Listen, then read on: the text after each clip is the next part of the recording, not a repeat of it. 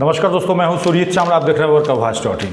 दोस्तों, आप में से जिन लोगों का भी सहारा इंडिया के अंदर पैसा फंसा हुआ है, ऐसे में सुप्रीम कोर्ट के द्वारा जो 29 मार्च 2023 का आदेश था, जिसमें कि सेंट्रल रजिस्ट्रार ने 5,000 करोड़ रुपए की मांग की थी और उसका आदेश पारित किया गया था और उसको लागू करने के लिए, आपको पैसा वापस करने के लिए अमित शाह जी के द्वारा 18 जुलाई 2023 को एक रिफंड पोर्टल लॉन्च किया गया था। आप में से बहुत सारे लोगों ने पोर्टल के ऊपर क्लेम किया, लेकिन उसमें से बहुत सारे लोग ऐसे भी हैं जिन्होंने अभी तक पोर्टल के ऊपर क्लेम नहीं किया है।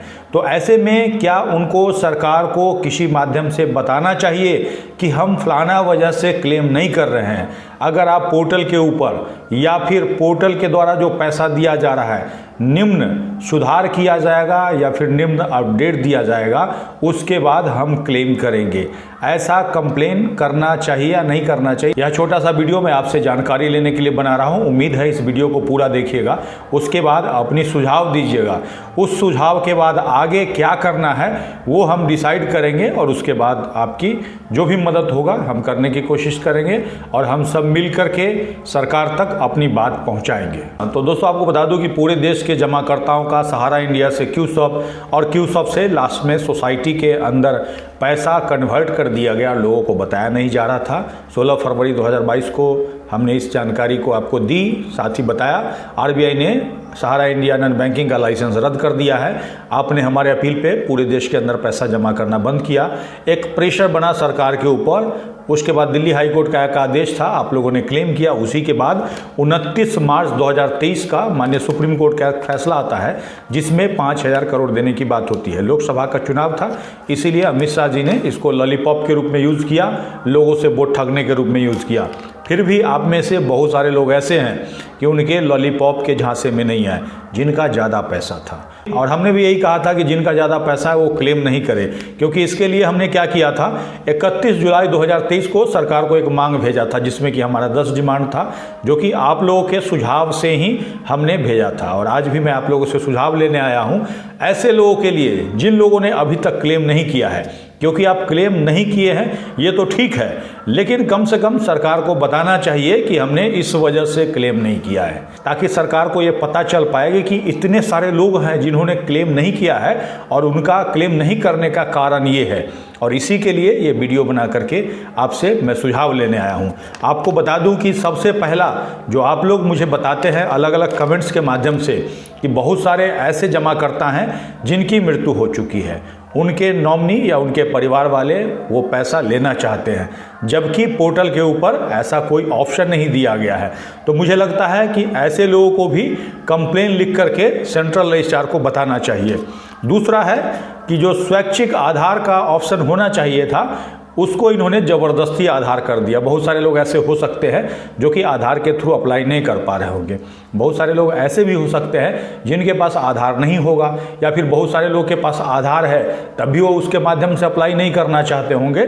तो इसके लिए कम से कम ऑफलाइन भी सरकार को एक ऑप्शन देना चाहिए था, जैसा कि सेवी के द्वारा एक फॉर्म दिया गया था, उसको भर करके लोग रजिस्टर्ड पोस्ट से भेजते थे।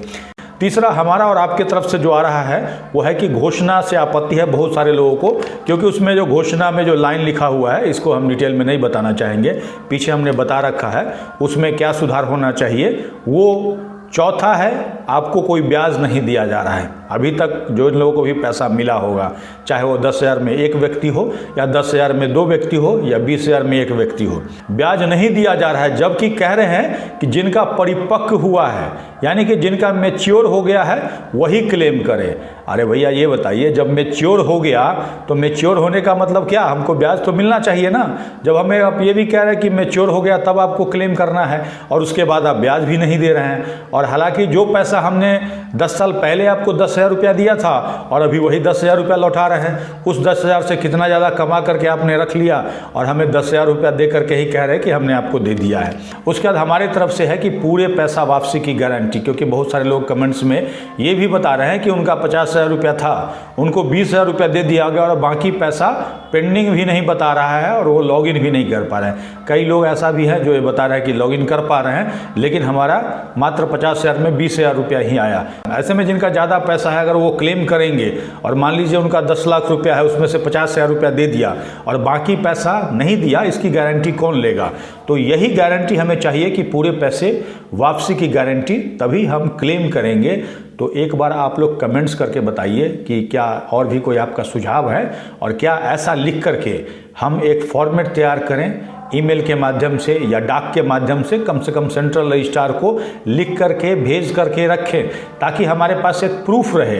या फिर वो भी अब डाटा जब भेजें वहाँ पर तो एक ये रहे कि भाई इतने लोगों ने क्लेम इस वजह से नहीं किया है, क्योंकि जो सुप्रीम कोर्ट के द्वारा आदेश दिया गया था उसमें कहा गया था ट्रांसपेरेंसी रखने के लिए, और इन्होंने ट्रांसपेरेंसी भी नहीं रखी है, और तो और जो सभी जमा करता है उनको पैसा भी वापस नहीं कर रहे हैं। तो ऐसे में आप सभी लोग अपनी जो राय है नीचे कमेंट्स में लिख करके बता सकते हैं, और उसके बाद मैं क्या करूंगा, अगर आपका सही सुझाव आएगा तो उसके हिसाब से एक आवेदन का फॉर्मेट तैयार कर दूंगा।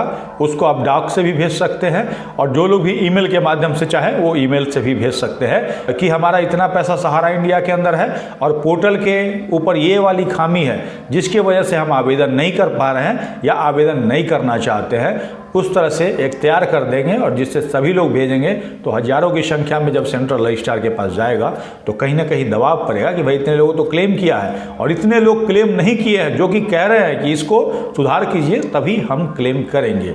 दोस्तों, ये जानकारी आपको कैसी लगी कमेंट्स में लिख करके जरूर बताएंगे। अगर आप हमें फेसबुक पे देख रहे हैं तो पेज को लाइक करेंगे, यूट्यूब पे देख रहे हैं तो चैनल को सब्सक्राइब करेंगे, वीडियो को अधिक से अधिक शेयर करेंगे ताकि अधिक से अधिक साथियों तक जानकारी पहुंच पाए। इसके साथ ही विदा लेता हूं, जल्द ही एक नई जानकारी के साथ मिलते हैं। धन्यवाद।